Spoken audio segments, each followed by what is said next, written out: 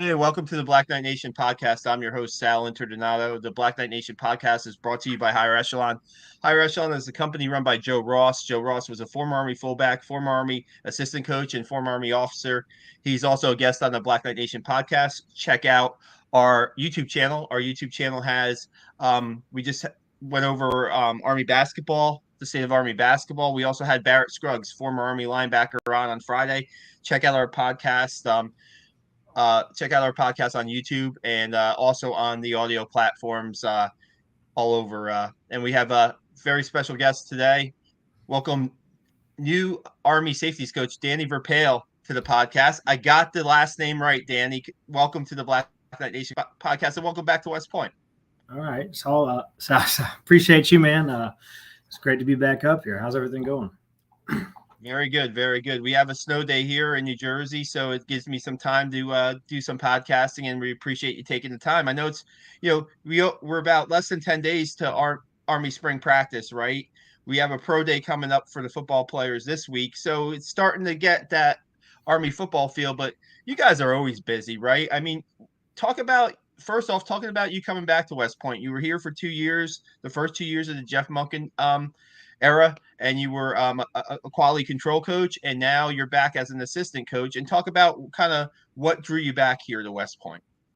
Yeah, well, I got here that summer in July, Coach Monken's first year, and I was on the offense side of the ball as quality control, and some stuff happened. And in 2 weeks, I kind of got like a little promotion, and I had to start recruiting. So I jumped in, guns a-blazing, and it was an awesome experience. Learned a ton.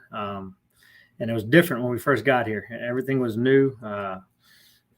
Coming back and seeing things, it's awesome how much it's changed. But the first 2 years was a great learning experience. Obviously, just the academy, recruiting at West Point, the type of kids you're with, and it was going so fast. It happened like from July. You look up, it's next year in January, and you're going. So it was an awesome 2 years. A lot of the staff are good friends, really good people, and good coaches. So, comes full circle. But the first 2 years were definitely a little interesting. The O linemen and D linemen look a lot different now, the players. And as I left, and how long it's been now, 7 or 8 years, I was a big time fan, watching on TV all the time. And just because the kids that you recruited or a friend, that you're around, and the coaches, became a good fan. That was the first 2 years here, and now coming back full circle, right? Yeah, I mean, so you, after the first 2 years at Army, you moved on to Valdosta State, right? And did some good things there. You guys won a national title there, or no? Yes, sir. Yeah, I was at Valdosta State for 3 years. I was the defense coordinator for 2 years there. Had a really good run in 2018, and our head coach was about to go to USF and take the offense coordinator job. And Valdosta State's a great place, but it's D2. You do a little bit of everything down there as a coach. You're doing housing, you're doing everything. And then from there, I went to Kennesaw State University with Coach Bohannon, and I was there for the last 4 years. One as a safeties coach there for a year, because actually Coach Newberry left, went to Navy and took some guys. So some new staff came in. We replaced them. After that first year, one of the coaches left, and I got promoted again there, and I was living in Atlanta, Kennesaw, Georgia. It was a great place, and Coach Bohannon and Coach Monken are very similar. They're cut from the same cloth under Paul Johnson. So there's a lot of similarities of what we did here at Army that I was familiar with, and that was a great experience there at Kennesaw State. So I was thinking about 7 years. It goes fast. I guess I'm getting old, huh? It's 2015, 8 years. Yeah, it does. I'm thinking about Kennesaw State was going to go to Division I in within the next couple of years, right? Yes, sir. And you decide that you choose to come back to West Point. I was wondering kind of what might have factored into that decision. Was it just a chance to come back to West Point where you already planted roots, earlier, or how did you end up taking the job, so to speak? Well, I think it's West Point and the service academies are a very special, unique place. And I always said, have a chance to go back, I'm gonna go back there. If it's the right situation. I'd like to go back. And with how college football is nowadays, and the NIL and all this, and the transfer portal, and just watching it all unfold, a place like West Point and academies, you're getting. It's always been recruiting a certain way and a certain type of kid. You don't deal with that as much. So I always had my eye on this, and I said, hey, if it does come about, also I met my fiance up here, and we got engaged. Yep, I met her up here in 2015, and so Old Bear Mountain, and so it's kind of funny how it came full circle. So when this opportunity came about, and Coach Monk spoke to me and Coach Woody, it was something I couldn't turn down, and I think it was meant to be. I know Kennesaw is going to Conference USA and making that jump up as being a transition year, but just something about being at Academy, and I think it's a special place. And first 2 years, it kind of was going so fast and trying to learn everything.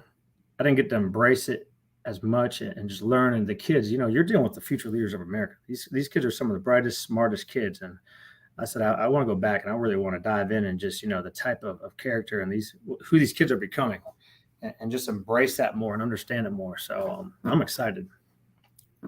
Yeah, I was going to ask, you're right. The opportunity, right? The opportunity to get back into it, as quality control coach, you're doing a bunch of different things, right? I mean, you're very busy with that stuff. And now you get to coach a position, a specific position, even though at one point you did coach tight ends at West Point for a little bit in your first time, right? Or no? Yes, sir. Yes, sir. There's something happened on staff, and so I got promoted to tight ends, and so you get to learn. As long as you're learning football, as a coach, you're a teacher, and you're teaching fundamentals and specifics. So to me, it's all about growing. You always want to grow, and so that was a great experience. I played option quarterback in high school, but I didn't know much about tight ends, so I remember them saying, you better put me through these drills because I'm not coaching something I can't do. So I was doing all the drills and trying to learn all the stuff. It was a good experience. And then just how things operate here at West Point, and then just the type of kids you're recruiting, and just the whole operation is different. It's not like an FCS school or FBS school. It's a learning curve too.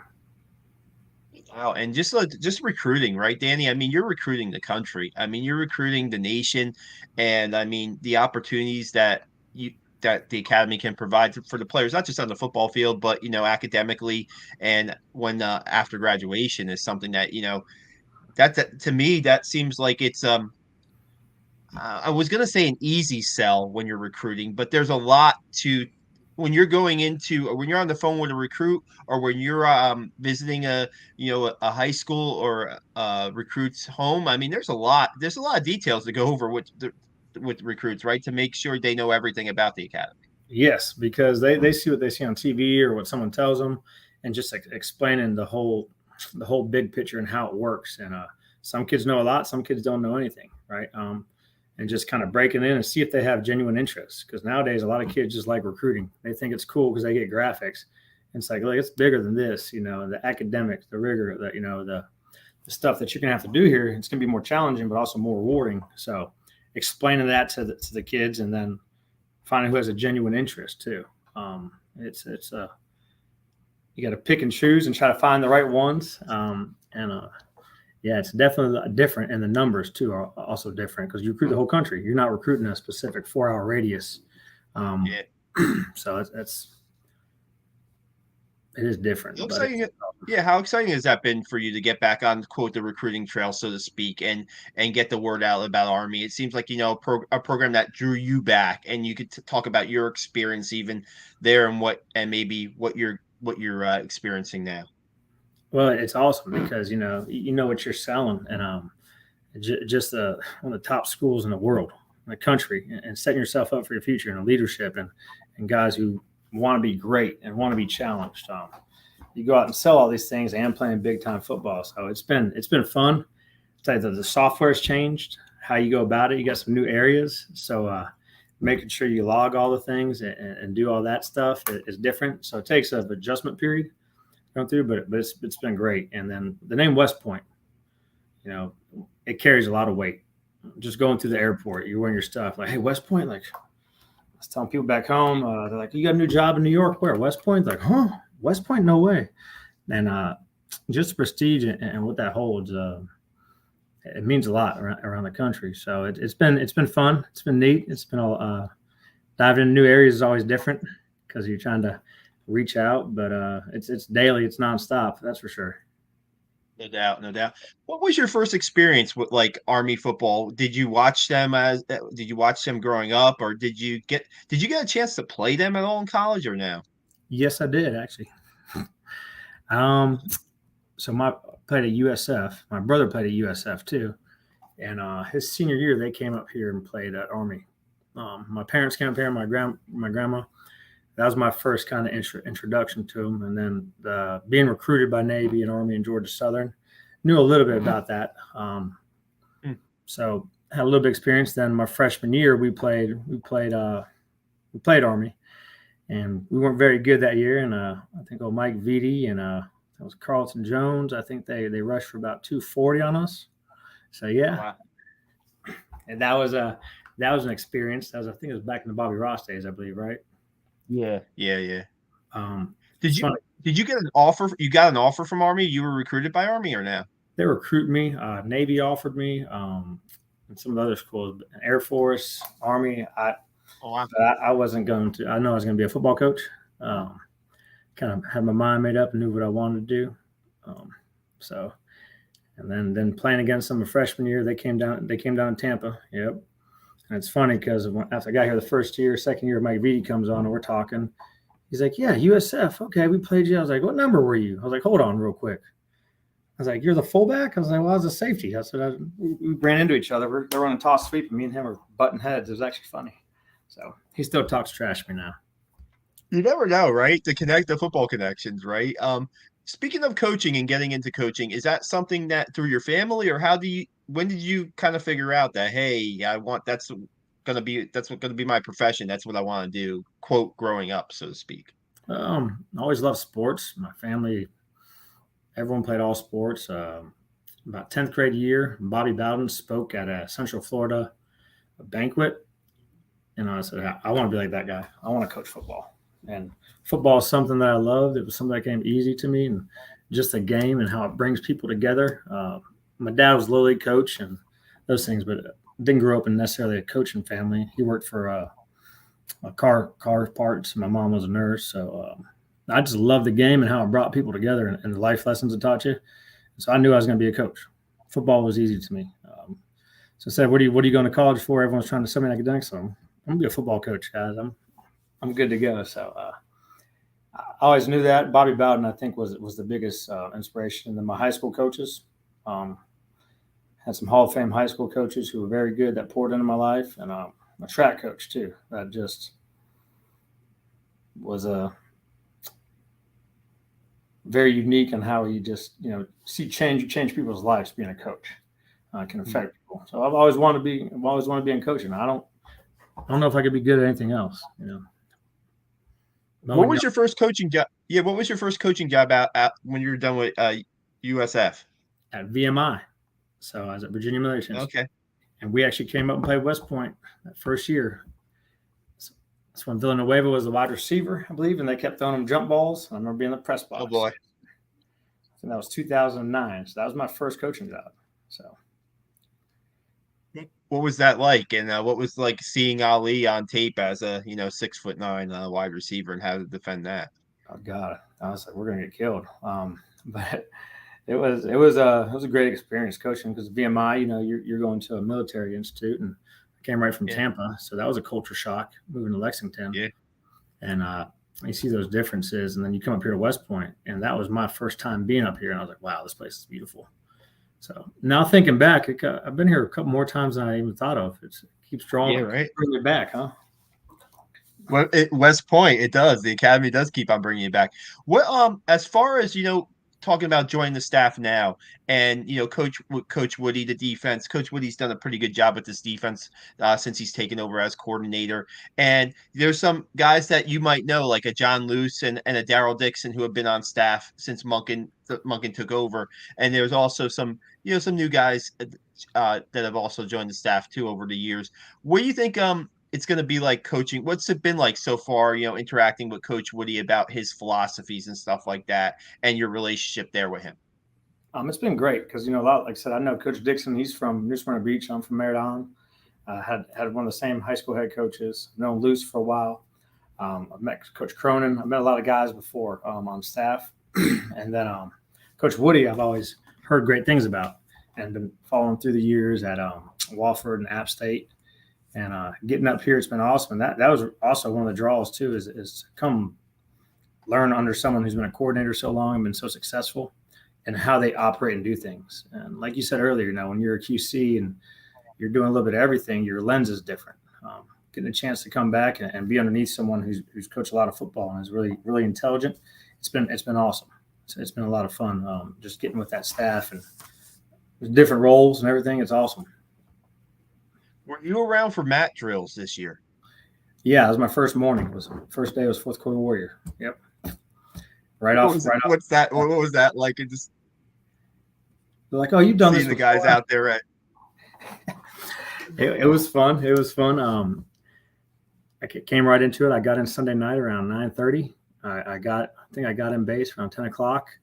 I forgot where I was going. Then I just showed up at VD's house and slept on his room and woke up. And they're like, yeah, you know this drill you're doing it. I said, guys, no, I don't remember it. So it was good seeing the guys go out there. There were some similarities at Kennesaw State, but the details and the small things with Coach Munkin caught back up real quick. But it was throwing the fire. Right away, yeah, right away. So this safeties group that you're going to be coaching this season, Marco Broughton was a 2-year captain. He was a 3-year starter. He was quite a leader on this team. I don't know if you watched him from afar, and he's graduated. Yeah, he's graduated now, hoping to get his shot at the NFL, which I think he should get a chance. And you have guys who have experience, right? You have guys who've been on the field, but you have Quindraylon Hammonds out there as one of them. You have Max Domenico as another one. You have Aaron Bibbins as another guy. I mean, you have guys that have taken the field. I mean, what do you see in the safety group that you're working with early and about what they could bring to the table?